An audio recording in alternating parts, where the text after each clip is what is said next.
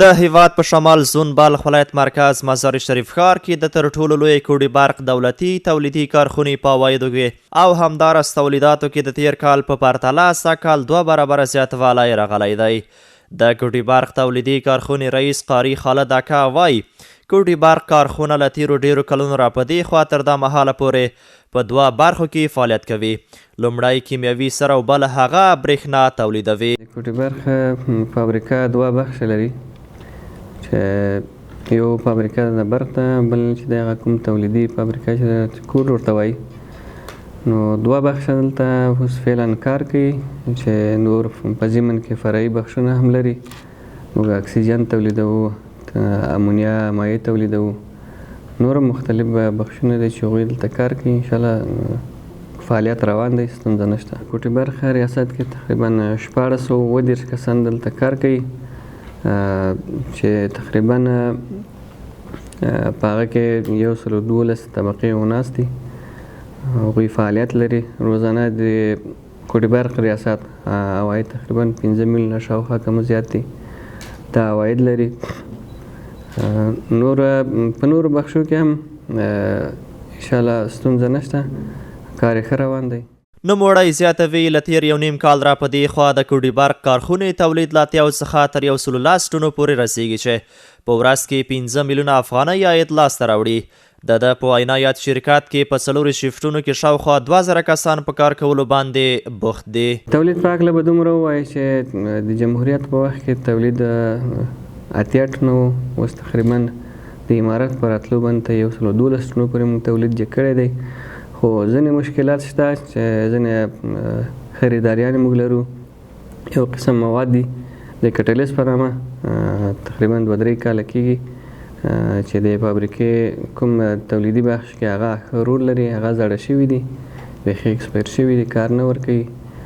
نو امید لرو چې د هغې په راتلو سره انشاءالله د موږ تولید د دغه 112 ټنو یا 90 ټنو نه 150 ټنو ته ورسېږي. ورته مهال د کوډي برق د سریا کوډ جوړولو فرعي انجینران وایي چې کوډي برق شرکت په 1 ساعت کې په اعظمي ډول 160 بوجۍ کوډ او په 40 ساعتونو کې بیا شاوخوا 1300 بوجۍ کوډ تولیدوي. د دوی په خبره دا مهال د یوې 50 کیلوګرامه بوجۍ کوډ بیه چې 40 نایتروجن لري د هیواد له ملي سوداګرو سره د تړون له مخې په 2200 افغانۍ باندې پلورل کیږي. محل کنترل همین تولید کاربامید است که کد یوریا این از اینجا سوق اداره میشه. ما اینجا بخشای زیادی داریم که کمپرسورها داریم، پمپا داریم، دیگه بخش پالایش است که کود کیمیایی اونجا تولید میشه. تمام نمی تجهیزاتی که ما در پایانا داریم از اینجا سوق اداره میشه و رهبری میشه. ما در فی ساعت اگر در صورتی که عدد اعظمی مواد خام برای ما برسه، ما در حدود 120 خریطه تولید میکنیم و از غری ما بر متوسط بر فعلا ما 75 خریطه تولید داریم و ما در ساعت 75 خریطه تولید میشه و در 24 ساعت در حدود 1700 خریطه 1800 خریطه ما تولید میکنیم. در صورتی که اگر مواد خام برای ما برسه، ما میتونیم به 2200 خریطه تولید خود برسانیم. په همدې حال کې دغه ملي او دولتي شرکت زیات شمیر کارکوونکي وایي خوښ یو چې په هیواد کې دننه راته د کار کولو زمینه برابره شوې ده او اقتصادي ستونزې تر یو بریده راحل کړي دي. دوی له حکومتي مسؤلینو څخه غوښتنه وکړه چې ورته ډول تولیدي او صنعتي کارخونې د هیواد په ګوټ ګوټ کې جوړې کړي ترڅو ځوانان بهرنیو هیوادونو ته د کار کولو لپاره ولاړ نشي. والا این کار ما خوب کار است.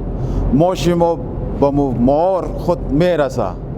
ما از همین کار خوش هستیم و دیگه از همین امارت هم خوش هستیم که معاش ما را یک چیزی بالا کرده.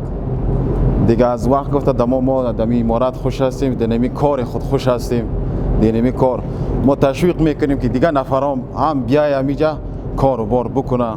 از تجارا خواست ما همی است که همین رقم فابریکایی که اگر فلج است سرپای کنن، آماده کار کنن. اگر فرض مثال در ولایت یک همی تو فابریکه باشه هیچ کس بیکار نمیمونه. حال دمی فابریکه کوتی برق 2000 نفر 2400 نفر شاید باشه. یعنی 2400 400 نفر کلگی از خانواده است که 8 نفر 10 نفر 12 نفر 6 نفر 5 نفر است. این ازمی روز روزگار خود پیش میبرند. در ولایت اگر همین رقم یک فابریکه باشه کلگی جوانا دستش در کار بند میشه. د یادونې وړ ده چې کوټي برق دولتي تولیدي کارخونه له تېرو 40 کلونو را په دې خوا د کوټ جوړولو او برېښنا تولید په برخو کې فعالیت ترسره کوي.